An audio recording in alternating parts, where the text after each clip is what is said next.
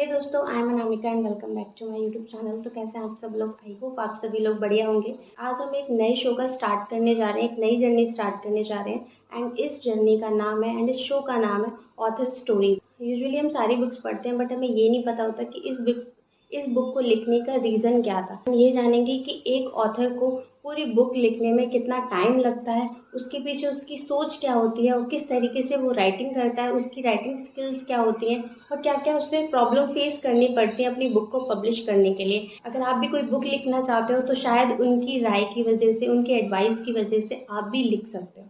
सो आज इस शो में हमारी जो गेस्ट हैं उनका नाम है Samriddhi Aneja and she is the writer of the red colour bliss. जितना खूबसूरत इस बुक का नाम है उतनी ही खूबसूरत ये बुक है। ये जो बुक है पीरियड्स के प्रोसेस को बहुत अच्छे तरीके से दिखाया गया है। हम सभी के दिमाग में पीरियड्स को लेकर बहुत ही निगेटिव थॉट्स रहते हैं। उन सारे निगेटिव थॉट्स को पॉजिटिव वे में शो किया गया है कि ये जो प्रोसेस है वो निगेटिव नहीं है, पॉजिटिव प्रोसेस है। तो जानेंगे इस बुक को एंड उनके थ्रू हम ये जानेंगे किस तरीके से बुक पब्लिश की उन्होंने, क्या क्या उन्होंने प्रॉब्लम फेस की और इस बुक का टाइटल उन्होंने किस तरीके से सोचा। बहुत सारे क्वेश्चंस होंगे एंड आपको डेफिनेटली बहुत ज़्यादा मज़ा आने वाला है। अगर आपको मुझे इंस्टाग्राम पे फॉलो करना है तो मैं नीचे डिस्क्रिप्शन में लिंक दे दूंगी, वहाँ से जाके मुझे फॉलो कर सकते हो। एंड इस पॉडकास्ट को बहुत सारा प्यार देना, बहुत सारे लाइक्स के साथ, और उन लोगों के साथ शेयर ज़रूर करना जो ऑथर बनना चाहते हैं फ्यूचर में। तो चलिए स्टार्ट करते हैं। Okay, hi. Uh, I am a poet at heart. Poetry लिखती हूँ. इसके अलावा currently I am an assistant professor for now, and I have also been a freelance graphic designer and content writer. So I am teaching at BBK DAV College for Women in the Department of Multimedia. So ma'am, मेरा first question मैं आपसे पूछ सकती हूँ कि जब आपने start किया, मतलब एज अ राइटर, तो क्या सोच के आपने स्टार्ट किया था कि मतलब किस तरीके से राइटिंग करनी है? क्या थिंक किया था कि आपको राइट करना है एक बुक को? और जो टॉपिक है वो आपकी बुक का बहुत ही ज़्यादा ब्यूटीफुल है, क्योंकि बहुत से लोग होते हैं इस टॉपिक के बारे में बात ही नहीं करना चाहते हैं, क्योंकि अगर कोई इस टॉपिक के बारे में बात करता है तो लोग बोलते हैं कि नहीं, ये सारी चीज़ें किस तरीके से नहीं करनी चाहिए। तो वो टॉपिक मैं आपको शेयर नहीं करूँगी, मैम बताएंगी। सो मैम, आपने कैसे डिसाइड किया कि आपकी बुक का टॉपिक ये होना चाहिए? शुरू से ही ना आई हैव बीन दिस, मुझे ऐसे लगता है कि स्पेशली स्कूल में 11th-12th में ऐसा लगता था कि सोसाइटी में कोई चेंज लेके आना है ना। एंड घर पे शुरू से आई मीन पहले मेरे घर पे I was able to bring this change कि पहले we made the word period open हमारे घर में। अब हम किसी से भी, कोई भी फैमिली मेम्बर ओपनली बात कर सकता है in regard to this topic, है ना। There is no shame, there is no inhibition जो यूजुअली इंडियन हाउसहोल्ड्स में होती है। देन बैक इन कॉलेज जब मैं अंडर ग्रेड थी, आई थिंक जब मैं अपनी yes when I was under grade, I came across this NGO जिनके लिए मैंने वॉलंटियर करना स्टार्ट किया। और वो एनजीओ क्या काम करते थे, हम स्कूल्स में जाते थे एंड हम वहाँ स्कूल्स में girl students and boy students दोनों को काउंसिल करते थे in regard to menstrual hygiene and menstrual taboos. And then धीरे धीरे सोशल मीडिया पे पढ़ा जी। अभी तो मतलब क्या हो गया है, काफ़ी लोग अवेयर हो गए हैं तो बात कर लेते हैं। पहले अभी भी मतलब कुछ सोसाइटीज़ हैं, अभी भी कुछ ऐसे गांव हैं जिनमें ये सारी चीज़ें मतलब हमेशा वुमेन्स को, गर्ल्स को बोल दिया जाता है कि इसके बारे में हमें बात नहीं करनी है ना। उस चीज़ के बारे में कि अगर आपको पीरियड्स हो रहे हैं तो आप अपने फादर को नहीं बता सकते हो, है ना, अपने भाई को नहीं बता सकते हो। तो अभी तो इतना यूजुअल हो गया कि सभी लोग, अभी क्या है ना, ट्रेंड के ऊपर दुनिया चलती है। तो अभी ऐसा ट्रेंड हो गया कि सबने रील्स बना दी, अरे इसके बारे में ओपनली बात करो, क्यों हम इसको बंद करें टॉपिक को। तो अब तो सारी चीज़ें थोड़ी सी नॉर्मल हो गई है, तो अब इजली लोग बात कर लेते हैं। बट जब आप ये बुक लिख रहे थे तब आपके माइंड में क्या चल रहा था, मतलब क्या सोचा था आपने लिखने से पहले? ओके अनामिका, ये बुक पूरी की पूरी मैंने नहीं लिखी है। This is a literary anthology है जो कि मैंने कंपाइल करी और मैंने एडिट करी। ओके। सो क्योंकि मैं ये बुक शुरू करने से पहले खुद एज अ राइटर बहुत सारी एंथोलॉजीज में पार्टिसिपेट कर चुकी थी, अपने पोम्स वर्सेस प्रोज में सबमिट कर चुकी थी एंथोलॉजीज के लिए। तो इसीलिए I was in touch with a few small publishing houses from India. तो I talk to Inquills publishing house. मैंने जिनमें भी पार्टिसिपेट किया था उनमें से सबसे अच्छा क्वालिटी, सबसे अच्छा आउटपुट मुझे इंक्विल्स पब्लिशिंग हाउस का लगा। And then I talk to them कि I want to do an anthology on this theme. And then anthology क्या होती है? एंथोलॉजी मीन्स कि बहुत सारे राइटर्स आते हैं और वो ओके, सेम सारे थीम पे मिक्स लिखते कर हैं। देते। ओके, ठीक। बहुत सारे राइटर्स सेम थीम पे लिखते हैं एंड देन उनकी एंट्री सिलेक्ट की जाती है।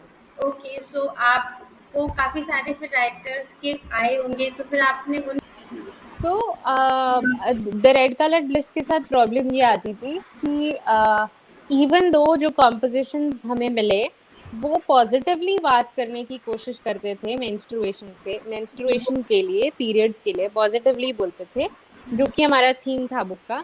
बट हमारे दिमाग में पीरियड्स को लेके नेगेटिव एडजेक्टिव्स इतने ज्यादा हार्ड वायर्ड है ना कि कई कई कॉम्पोजिशंस में वो दिख जाते थे नेगेटिव वाले एडजेक्टिव्स, है ना। तो जो कि इनडायरेक्टली वो पर्पस का जो थीम है उससे उल्टा हो जाते थे। तो कई आई मीन दो तीन को ऑथर्स को बहुत प्रॉब्लम हुई थी, but I had to edit the compositions. मुझे वो नेगेटिव एडजेक्टिव्स को पॉजिटिव्स में टर्न करना पड़ा।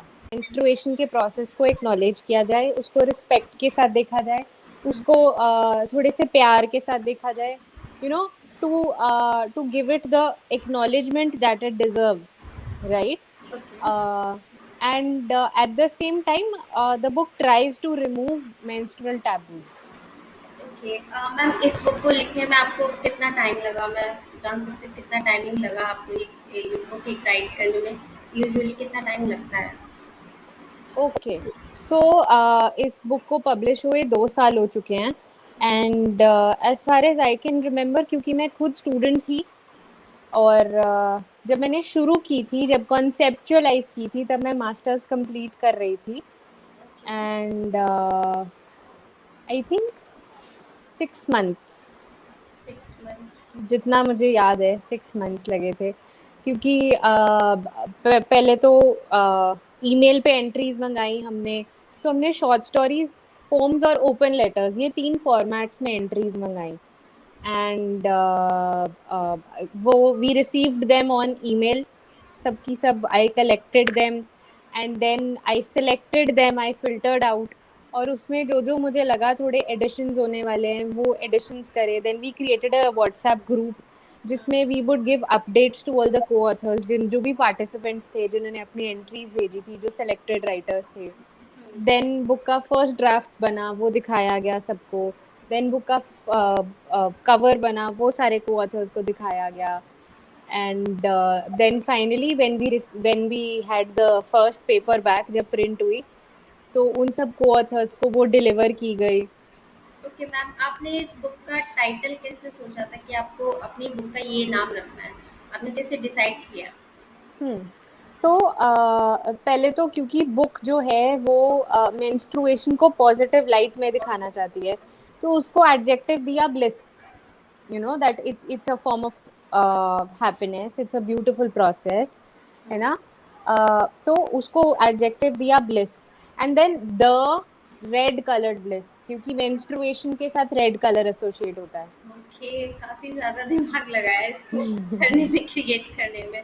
ओके, सो मैम मैं ये जान सकती हूँ कि अगर कोई भी अपनी बुक ज़्यादा जो प्रॉब्लम आती है वो लोगों को ये फेस करनी पड़ती है कि वो अपनी बुक को कैसे पब्लिश करें, है ना? तो आपने क्या फेस किया, वो चीज़ आप मुझे बता सकते हैं कि आप या फिर किस तरीके से पब्लिश कर सकते हैं? क्या-क्या ऑप्शंस हमारे पास होते हैं? क्योंकि ओके। बेसिकली सभी यही जानना चाहते हैं कि बुक कैसे हम्म पब्लिश होती है। सो आप प्लीज़ हम्म बता दीजिए। हम्म तो सबसे पहले तो सबसे बड़ी प्रॉब्लम ये है कि writers need to be aware. India में बहुत सारे न्यू पब्लिशिंग हाउसेस हर रोज खुल रहे हैं। Those are called self publishing houses. Self publishing houses क्या करते हैं? उन्होंने पैकेजेस बनाए होते हैं। पैकेजेस के हिसाब से वो आपको पब्लिशिंग देते हैं, ISBN देते हैं, प्रिंट करके देते हैं और डिस्ट्रीब्यूशन करते हैं। मतलब अगर आप बड़ा पैकेज लो उसमें सारा कुछ मिलेगा, छोटा पैकेज लो उसमें पब्लिशिंग मिलेगी खाली, बाकी सब आपको खुद मैनेज करना होगा। बट देन स्पेशली जो एंथोलॉजीज हो रही हैं बहुत सारी, व्हाट इज हैपनिंग इज बहुत सारे छोटे छोटे छोटे छोटे इंडिपेंडेंट सेल्फ पब्लिशिंग हाउसेस, उनके कारण क्या हो रहा है, एक तो मार्केट सैचुरेट हो रही है, टू वो लोग क्वालिटी पे ध्यान नहीं देते, वो कुछ भी पब्लिश करते हैं only for the sake of publishing in the name of anthologies. जैसे कि जब मैं पार्टिसिपेट कर रही थी एंथोलॉजीज में, I am referring to 5-6 years ago, तो कुछ कुछ बुक्स ऐसी आई जो कि मुझे शेमफुल लगा कि मेरी कॉम्पोजिशन ऐसी बुक में प्रिंट हुई है या ऐसी बुक में पब्लिश हुई है। तो मैं बता रही थी कि you know as a beginner be aware कि आप अपनी मतलब इतना हरी मत हो जाइए कि आप किसी भी पब्लिशिंग हाउस के साथ एसोसिएट हो जाओ। maybe wait for it, maybe wait for good quality publishing houses जिनमें आप अपनी एंथोलॉजीज, अपनी कॉम्पोजिशंस पब्लिश कराएं, क्योंकि स्टार्टिंग में आई नो इट, थोड़े एंथोलॉजीज में पार्टिसिपेट करना इज नेसेसरी, है ना। And then if you are going in for a self publishing house, make sure you ask a lot of people कि कौन सा वाला सेल्फ पब्लिशिंग हाउस करना है। It is super convenient to get yourself published through a self publishing house. कोई problem नहीं है self publishing में। The only problem is that you need to be aware of the quality, क्योंकि आप एक brand name के साथ जुड़ने वाले हो अल्टीमेटली, है ना, वो ब्रांड नेम पब्लिशिंग हाउस होगा। तो मेक श्योर आप जो भी पब्लिशिंग हाउस चूज कर रहे हो, that is that publishing house stands for quality, है ना। क्योंकि जो मैंने बुक्स विटनेस की थी या जो गलती मेरे से हो गई, वो एंथोलॉजीज में ना जो एडिटर होते थे, उनके एडिटर्स नोट में बहुत बड़े बड़े ग्रामर की गलतियां होती थी। मतलब मुझे ऐसा लगता है उनको बेसिक राइटिंग भी नहीं आती थी। और तो मुझे इतना शेमफुल लगा कई 2-3 एंथोलॉजीज में कि मैंने यहाँ अपनी पोम्स क्यों भेजी। देन आई थिंक कुछ टिप्स ये होंगे कि maybe don't hurry with publishing, maybe let your writing be at par, at a level of some quality, है ना। have beta readers, what I mean by beta readers is कि आप जो भी लिख रहे हो, जो भी आप पब्लिश कराना सोच रहे हो, अपनी मैन्युस्क्रिप्ट वो पहले किसी से पढ़ा लें। have a group of 3-4 people who are very very close to you, जो आपको ट्रू फीडबैक देने वाले हैं। हाँ, उनसे अपनी मैन्युस्क्रिप्ट्स पढ़ा लें। देन अगर आपकी मैन्युस्क्रिप्ट बहुत ही एक्सेलेंट है और अगर आप यंग एज में हैं, आप वेट कर सकते हैं 3-4 साल, तो why not wait for a traditional publishing house to publish you. या फिर आप किंडल, अमेजॉन किंडल से स्टार्टिंग कर सकते हो। अमेजॉन किंडल फ्री प्लेटफॉर्म है, आपकी ई बुक पब्लिश हो जाती है।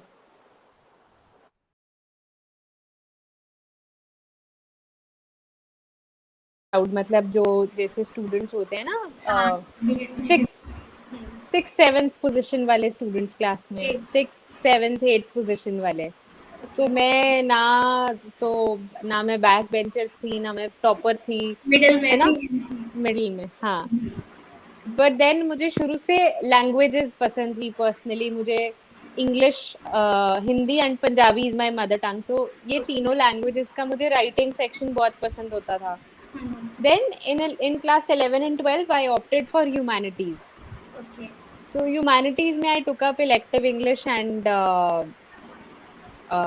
general English was the compulsory subject. तो मैं अंग्रेजी के 2 सब्जेक्ट पढ़ रही थी। And उस टाइम I started topping, मतलब class 11-12, उसके बाद bachelors, maybe because I got subjects of my choice.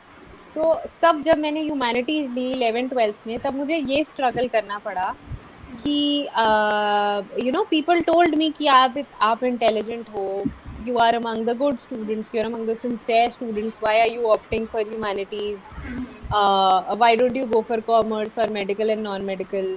तो अभी तक ये स्टिग्मा है हमारे सोसाइटी में कि ह्यूमैनिटीज खाली नालायक बच्चे करते हैं, हाँ।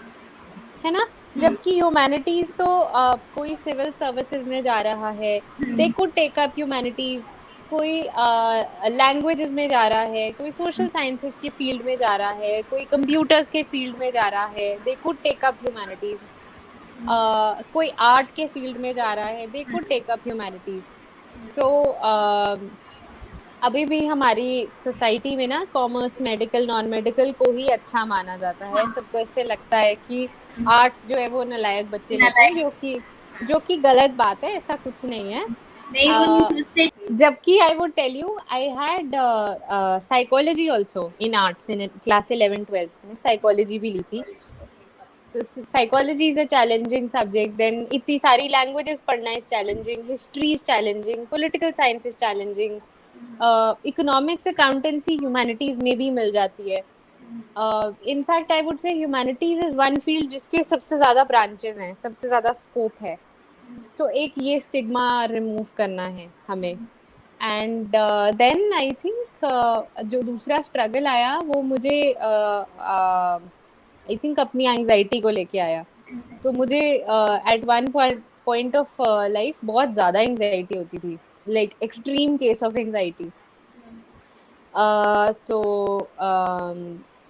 I did Instagram lives on my channel, on my Instagram page, जिसमें कि मैंने साइकोलॉजिस्ट को बुलाया। मैंने बड़ी कोशिश की लोगों को अवेयर करने की कि एंग्जाइटी को लेके जो स्टिग्मा है कि एंग्जाइटी किसी भी एज ग्रुप के इंसान को हो सकती है, किसी भी प्रोफेशन के इंसान को हो सकती है, लड़कियों को हो सकती है, लड़कों को हो सकती है, किसी भी जेंडर को हो सकती है, किसी भी एज ग्रुप को हो सकती है।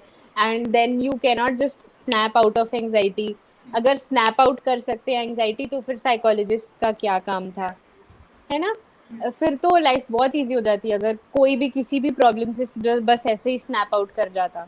पीपल थिंक कि you know you will get over it, try to move on, distract your mind, but you know mental health को लेके स्टिग्मा है हमारे सोसाइटी में, which needs to be taken care of very very seriously, especially after lockdown. तो अभी आपकी जो next book जो हम 2-3 साल बाद देखेंगे, उसका क्या मतलब वो भी ऐसे ही किसी टॉपिक पे रहेगी या फिर थोड़ा-सा डिफरेंट होगा कुछ टॉपिक, या फिर अभी आपने डिसाइडेड नहीं किया? नहीं, डिफरेंट होगा, डेफिनेटली ओके। डिफरेंट होगा। सो मैम आपने छोटी सी, वो छोटी सी हो सकती है। आई मीन मैं बहुत वॉल्यूमिनस बड़ी बड़ी ह्यूज बुक नहीं लिखूंगी, है ना। छोटी सी होगी, जैसे होती है ना क्यूट क्यूट बुक्स होती हैं, हाँ ऐसे होगी। हाँ, कवर थोड़ा-सा क्यूट। हाँ, हाँ। तो मैं व्यूअर्स को ये कहना चाहूँगी कि you know get yourself a copy of the book, get yourself a copy of the red coloured bliss. Red coloured bliss available है अमेज़न पे, फ्लिपकार्ट पे, as a Kindle ebook and also as a paperback, है ना। और आप पढ़ सकते हो, अच्छे अच्छे रिव्यूज़ छोड़ना please. On my Instagram page there is an entire guide based on why the book was created, who all is behind the book, and why I chose this particular topic, और editor's note क्या है, and कौन सी organisations book को feature कर चुकी हैं, किन किन ओकेजन्स पे बुक फीचर हो चुकी है, जो कुछ कुछ फेमस रिव्यूअर्स हैं उनके क्या रिव्यूज़ हैं बुक के बारे में, उसके ऊपर पूरा एक गाइड है मेरे इंस्टाग्राम पेज पे, you could get through that also. और और एक दूसरी मैं, चीज़ और, अगर आपको कोई भी डाउट हो, कुछ भी चीज़ पूछना हो मैम से, आप डायरेक्ट इंस्टाग्राम पे उनको डीएम कर सकते हो, एंड वो विदिन 5 मिनट में रिप्लाई ज़रूर कर देती है, क्योंकि बहुत जल्दी रिप्लाई करती हैं। अगर आपको किसी भी पब्लिशिंग से भी लेके डाउट हो, आपको समझ में नहीं आ रहा हो कि आपको अपनी बुक कैसे पब्लिश करनी है, या फिर कुछ आइडिया लेना हो, तो भी आप मैम को डीएम कर सकते हो। मैं इंस्टाग्राम की आईडी अपने डिस्क्रिप्शन बॉक्स में दे दूँगी, और बाकी जो आप बुक हैं वो आप नीचे डिस्क्रिप्शन में मैं आपको लिंक प्रोवाइड कर दूँगी, तो वहाँ से जाके परचेज़ कर सकते हो। और प्लीज़ अच्छे-अच्छे रिव्यूज़ देना। आज की वीडियो में कैसा लगा आपको? हाँ थैंक यू थैंक यू। एक और चीज़ जो मैं व्यूअर्स को बोलना चाहूँगी, स्पेशली इंडियन व्यूअर्स को, कि जो मैंने ऑब्जर्व किया है, इंडियन रीडर्स को ना जो इंडियन रीडर का डेमोग्राफिक है उनको आदत है कि वो हमेशा बेस्ट सेलर्स पिक करते हैं, मतलब ऐसे लगता है कि और उनकी बुक्स ही पिक होते रहती हैं, बुक स्टॉल्स पे भी उनकी बुक्स ही जाते रहती हैं। तो we need to give more chances to newer authors new than the brand name authors. अभी यही चीज होता है ना कि सारे लोग जो फेमस चीज है उसी के पीछे भागते हैं। कोई भी न्यू ब्रांड भी आता है ना तो भी लोग जो फेमस ब्रांड होता है उसी को पिक करते हैं। कभी ये नहीं सोचते कि कुछ हम अलग भी हटके ट्राई कर सकते हैं। तो उन ऑथर्स को भी मौका दे जो अच्छा कंटेंट लिखते हैं, है ना? उनको बिना रीड करे, बिना उनकी बुक्स को रीड करे हम ये रिव्यू नहीं कर सकते कि ये बुक अच्छी नहीं है। Right ma'am? वीडियो एंड ठीक है, आपसे मिलके मुझे बहुत अच्छा लगा। बहुत मुझे अच्छा भी लगा। बहुत सारी सेम चीज़ें में जानने को मिली कि क्या-क्या चीज़ें, मेरे को बस ये पता था कि ये बुक लिखी है और कैसे, ये नहीं पता था कि किस तरीके से आपने इतनी सारी चीज़ें पॉइंट आउट करके, छोटी-छोटी चीज़ों को पॉइंट करके, छोटी-छोटी चीज़ों को सिलेक्ट करके इस बुक को लिखा है। तो वो हार्ड वर्क आपका दिखाई देता है। और बाकी जो आपकी नई बुक कमिंग सून जो आने वाली है 2-3 सालों में, आई होप जल्दी आए और जल्दी thank you so much, thank you for inviting, take care, bye, thank you for inviting. Okay ma'am.